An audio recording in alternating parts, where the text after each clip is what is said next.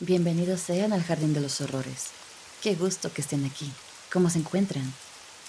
¿Eres de esas personas que puede ver colores que nadie más ve?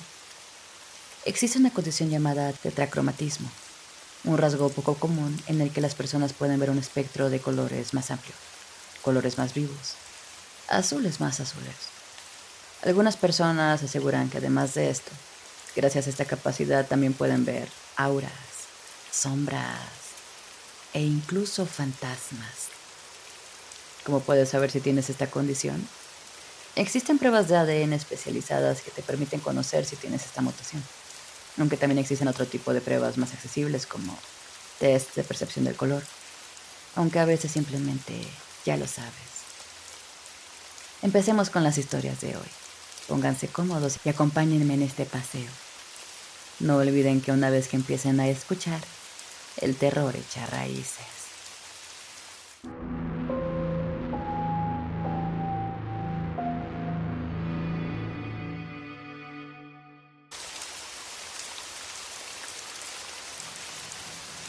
Yo quería ser mejor padre que mi padre.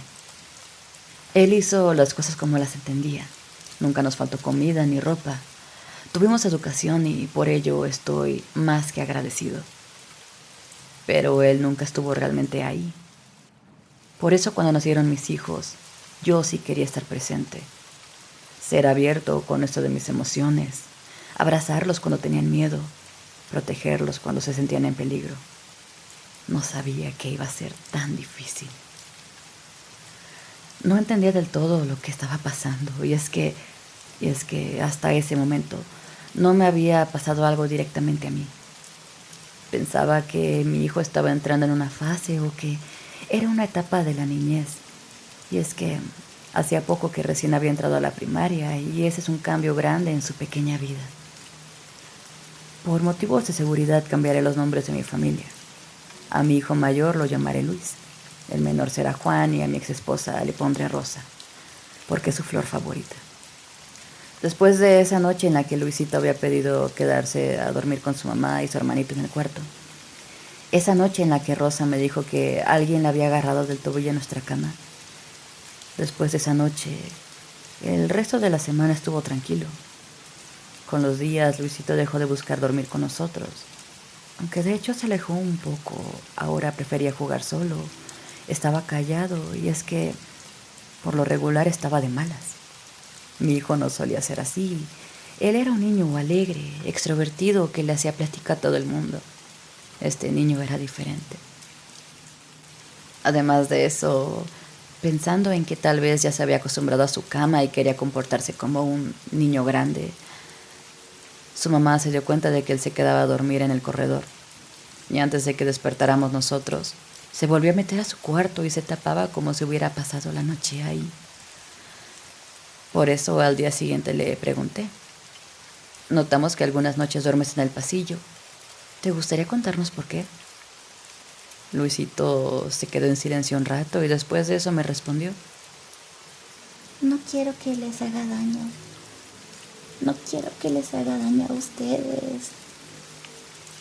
Dicho esto, mi hijo empezó a llorar tan desconsoladamente que sentí que se me venía el mundo encima. ¿Quién? ¿Quién nos quiere hacer daño? ¿Quién te dijo eso? No me respondió. No podía responder por el llanto. Nunca se me va a olvidar. Lo quise abrazar y mi hijo me empujó a un lado. Se fue corriendo al cuarto que en el futuro iba a ser de Juanito, su hermanito, que por lo pronto teníamos como bodega. Entonces, al acercarme por el pasillo para ver cómo estaba mi hijo, noté que en su habitación, en la habitación de Luis, sus juguetes estaban tirados en el suelo, esparcidos por todas partes. Pero lo que se me hizo perturbador fue darme cuenta de que les había arrancado la cabeza a todos. Tenía un perrito de peluche que era su favorito y lo vi ahí destruido, tirado entre sus cosas. Y no veía las cabezas por ningún lado. ¿Qué demonios estaba pasando?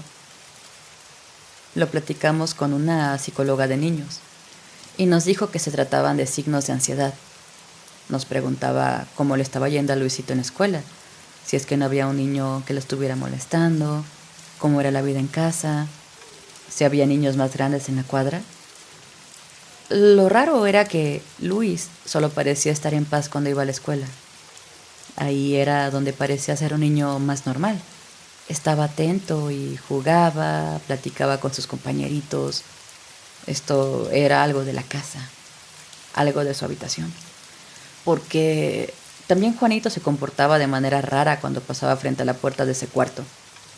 Se tapaba los ojos y corría con sus piernitas para llegar a la habitación principal. Tan ignorante que fui, pensando que era pura cosa de niños y que por eso Juanito, como el hermano menor, se dejaba llevar por la imaginación de Luis. Mudamos a Luisito al otro cuarto, ese que teníamos como bodega, y clausuramos, se podría decir, la habitación donde solía dormir. Cerramos con llave. Los niños estaban más tranquilos y esos días todo parecía mejorar. Por lo menos así fue durante unos meses, hasta que Luis volvió a comportarse serio y alejado. Ahora ya no se quedaba dormido en el pasillo, sino en la puerta de la entrada, como si fuera un perrito. Empecé a discutir mucho con Rosa en ese tiempo. Ella decía que era mi culpa, que estaba traumando al niño con las idas al psicólogo y mi actitud nerviosa. Yo me sentía impotente y no sabía qué más hacer. En una de esas peleas, no se me olvida que de repente escuchamos un fuerte sonido en el cuarto que teníamos clausurado. Ahora ese cuarto funcionaba como la nueva bodega. Fuimos corriendo a ver y la puerta seguía cerrada. Para saber cuál era el origen de ese ruido, bueno, abrimos y adentro estaba todo aventado. Pero era más bien como si las cajas hubieran caído por su propio peso. Entonces, Rosa pega el grito y sale corriendo hacia la calle, seguida de los niños que en ese momento estaban en la sala viendo la tele. Salía a ver cómo estaban. Me había sacado mucho de onda esa reacción de ella. Roberto, ¿no lo viste? Había un hombre flotando ahí en el cuarto y me miró. Juanito empezó a llorar y Luis solo estaba conmovido. Les seré sincero, yo no vi nada. Pero era como si hasta ese momento todos lo pudieran ver menos yo. Se acercaban las vacaciones de verano y aunque salir de la casa fue un alivio momentáneo, eventualmente todo fue de mal en peor. Celebramos el cumpleaños número 7 de Luis. Juan estaba por cumplir los 3. Así fue el primer año en esa casa.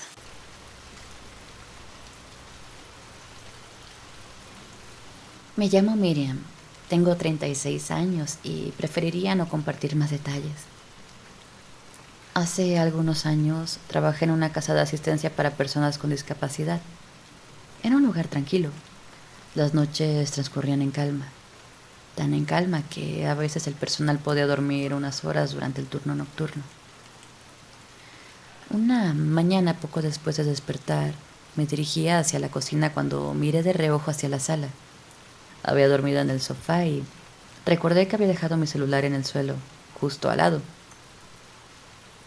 Pero algo llamó mi atención. Esto era una mano. Una mano pequeña del tamaño de la de un niño que emergía lentamente desde debajo del sillón e iba directo hacia mi teléfono como para tomarlo. Me apresuré. Sentí como el corazón me daba un vuelco. Cuando llegué, había otra mano aparte de esa manita que había visto y esta mano ya lo tenía sujetado. Mi teléfono era un teléfono de tapa y esa mano la envolvía justo por la mitad. Me aferré al otro extremo. Durante unos segundos libramos una pequeña guerra silenciosa, un tira y afloja tenso y absurdo. Finalmente logré arrebatárselo y en cuanto lo solté, la mano desapareció velozmente bajo el mueble como si jamás hubiera estado ahí. Me asomé debajo de este mueble, pero no había nada. Solamente un par de motitas de polvo y eso era todo. Aparte, no llegué a tocar esta mano, así que no puedo describir su textura, pero la imagen sigue grabada en mi memoria. Una piel grisácea, reseca, arrugada como papel viejo. Dedos delgados, uñas largas, afiladas, amarillentas. Jamás supe qué era aquello ni por qué quería mi teléfono. A veces me gusta pensar que se trataba de algún tipo de duende, y no lo sé, era muy raro. Pregunté a mis compañeros, pero nadie había vivido algo similar. Como mucho, hablaban de ruidos extraños de vez en cuando, pasos o sonidos en las escaleras, nada más. Hasta el día de hoy sigue siendo una de las cosas más inquietantes que me han sucedido. Y por las noches, cuando todo está en silencio, a veces pienso, ¿y si eso que se escondía bajo el sillón nunca se fue del todo? Gracias por escuchar mi relato. Hola, gente del jardín. Me llamo Blanca, soy de Oaxaca, pero actualmente vivo en Tijuana. A lo largo de mis años he pasado por muchas experiencias. Algunas, claro, pueden explicarse fácilmente. La imaginación, un reflejo mal interpretado, el ojo que juega una mala pasada. Pero esta fue distinta, porque no fui yo sola la que lo vivió. Hubo testigos. En ese entonces vivíamos en un departamento mi esposo y yo, aunque en aquel tiempo solo éramos novios. Cada semana sin falta mi mejor amiga venía a quedarse una noche. Fumábamos un poco, platicábamos largo y tendido y veíamos series. Estábamos viendo The Wire y ahora vamos a empezar con Outlander. Es como una tradición que tenemos nosotras. Ella siempre me mandaba mensaje al estacionarse y como la entrada del edificio solo se abría con tarjeta, yo bajaba a dejarla pasar. A veces no era lo bastante rápida y simplemente seguía a alguien más que entrara. Nos topábamos en el vestíbulo o en las escaleras. Ya era parte del ritual. Una noche me avisa que ya llegó, pero yo andaba cocinando algo, así que no bajé de inmediato. Mi esposo y yo salimos juntos del departamento rumbo a la escalera. Ahora, algo que debes de saber. Ella lleva siempre un llavero largo colgado del cuello. Y sus llaves tienen un sonido muy peculiar. Suena como una campanita cuando camina. Incluso sus alumnos y compañeros de escuela la reconocen solo por ese sonido. Justo antes de abrir la puerta del cubo de escaleras, escuchamos sus llaves, sonando justo del otro lado. Nos volteamos a ver con una sonrisa, seguros de que ella estaba ahí. Abrimos la puerta y, para mi sorpresa, no había nadie. Miramos hacia arriba, hacia abajo, nada, y todo era completo silencio. Pensamos que tal vez se había ido por la otra escalera, lo cual nunca hace. Pero bueno, todo podía pasar. Bajamos, salimos al vestíbulo y ella no estaba, así que subimos por la otra escalera. Tampoco estaba ahí. Cuando por fin llegamos a nuestro piso al salir de las escaleras, ella ya estaba esperándonos en la puerta del departamento con cara de desconcierto. Seguía a alguien y subí por las escaleras de siempre, me dijo, hasta que escuché sus voces al otro lado de la puerta, pero cuando la abrí no había nadie. Tampoco nosotros la vimos. No es posible que haya tomado esa ruta sin cruzarse con nosotros. Pero allí estábamos los tres, confundidos, perplejos con esa sensación de que algo no encaja. Y qué bueno que no estuve sola, porque si hubiera contado esto sin testigos, nadie me hubiera creído. Pero lo vivimos los tres, y hasta hoy no podemos explicarlo. Gracias por escuchar mi relato. Hola, Jardín de los Horrores. Esto me pasó con mi hermano que también lo presenció, así que sé que no fue solo cosa de mi cabeza. Vivíamos en nuestra antigua casa familiar, una casa vieja con escaleras que crujían y puertas que siempre cerraban mal. En la planta alta había un cuarto con tele y estábamos ahí una tarde cualquiera. Ni siquiera era de noche. Era de día y afuera estaba soleado. No había ni una sola nube en el cielo y se sentía calor. Estábamos viendo algo en la tele, ni me acuerdo qué. Cuando en eso, escuchamos 3 golpes suaves en la puerta. Así, bajito pero claro. Mi hermano y yo volteamos al mismo tiempo sin decir nada. Solo nos miramos. Pensamos que era mamá, pero no. En nuestra casa mi mamá nunca toca la puerta para entrar a un cuarto. Solo entra y ya, que porque dice, esta es su casa. Entonces me levanté rápido, abrí la puerta y pues no había nada. El pasillo estaba vacío, todo era completo silencio, como si no hubiera pasado nada. Pero los dos lo escuchamos. Estuvimos asustados por días. Esa no fue la única vez que sucedió algo así en esa casa. Otra cosa nos pasó, pero esta vez estaba solo. Tenía los audífonos puestos, escuchando música, intentando no pensar demasiado, porque pues esa casa tenía algo que te hace sentir raro, incómodo, algo que no se veía, pero que te hacía sentir observado todo el tiempo. Me encerré en el cuarto de mis papás. Era el único que tenía seguro. Solamente ahí podía sentirme más o menos tranquilo. Y en eso, de pronto, un golpe fuertísimo contra la puerta. Fue tan fuerte que lo escuché a través de la música. Me arranqué los audífonos pensando que era mi papá, que había llegado y quería entrar a su cuarto. Corrí a abrir y me di cuenta de que la casa seguía vacía. Mi papá no estaba. Nadie estaba. Me encerré otra vez en ese cuarto. No me moví. Ni siquiera quería respirar y solo esperé hasta que por fin llegó mi papá de verdad. Le pregunté si había estado en casa antes, si había tocado o golpeado la puerta, algo. Me dijo que acababa de llegar. Mis papás nunca me creyeron. Dijeron que seguro me lo imaginé y que estaba sugestionado. Pero yo sé lo que escuché. Yo sentí esa presencia y no fui el único. Esa casa no estaba bien. Había algo muy mal ahí. Tenía siempre esta sensación de que algo muy malo había pasado en esa casa.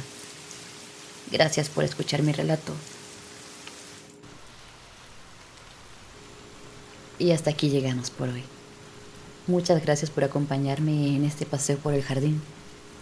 ¿Qué les parecieron las historias de esta noche?